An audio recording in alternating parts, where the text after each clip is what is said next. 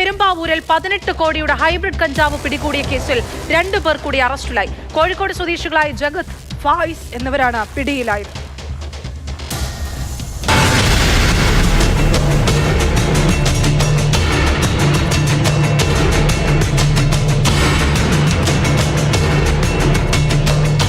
നേരത്തെ പിടിയിലായവരെ കേരളത്തിൽ നിയന്ത്രിച്ചിരുന്ന ആളാണ് ഫായിസ്.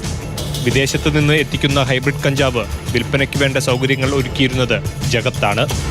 മുൻപ് അറസ്റ്റ് ചെയ്തവരിൽ നിന്നും ലഭിച്ച വിവരമാണ് ഇരുവരിലേക്കും നയിച്ചത്. ജഗത്തിനെ എരഞ്ഞിപ്പാലത്തു നിന്നും ഫായിസിനെ വയനാട് വൈത്തിരിയിൽ നിന്നും പെരുമ്പാവൂർ പോലീസ് പിടികൂടി. വൈപ്പിൻ സ്വദേശിയായ ആയുഷും ഭാര്യ അനിഖയുമാണ് കേസിൽ ആദ്യം പിടിയിലാകുന്നത്. ജൂൺ 24-ന് പെരുമ്പാവൂർ മാറമ്പള്ളിയിൽ ആയുഷിന്റെ സ്കൂട്ടറിൽ നിന്നും കവറിൽ പൊതിഞ്ഞ നിലയിൽ ഹൈബ്രിഡ് കഞ്ചാവ് കണ്ടെത്തുകയായിരുന്നു. പിന്നീട് ഇയാളുടെ ഫ്ളാറ്റിൽ നടത്തിയ പരിശോധനയിൽ വൻ കഞ്ചാവ് ശേഖരം പിടികൂടി. 18 കോടിയോളം വിലമതിക്കുന്ന കഞ്ചാവാണ് അന്ന് രാത്രി പോലീസ് സംഘം പിടികൂടിയത്.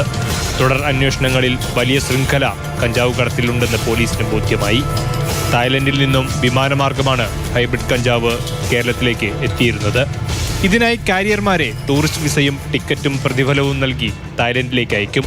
ഈ കാര്യങ്ങൾ ഉൾപ്പെടെ നിയന്ത്രിച്ചിരുന്നത് പാലക്കാട് സ്വദേശികളായ അബു താഹിർ, ഹരികൃഷ്ണൻ എന്നിവരാണ്. ഇരുവരും പിന്നീട് പോലീസ് പിടിയിലായിരുന്നു.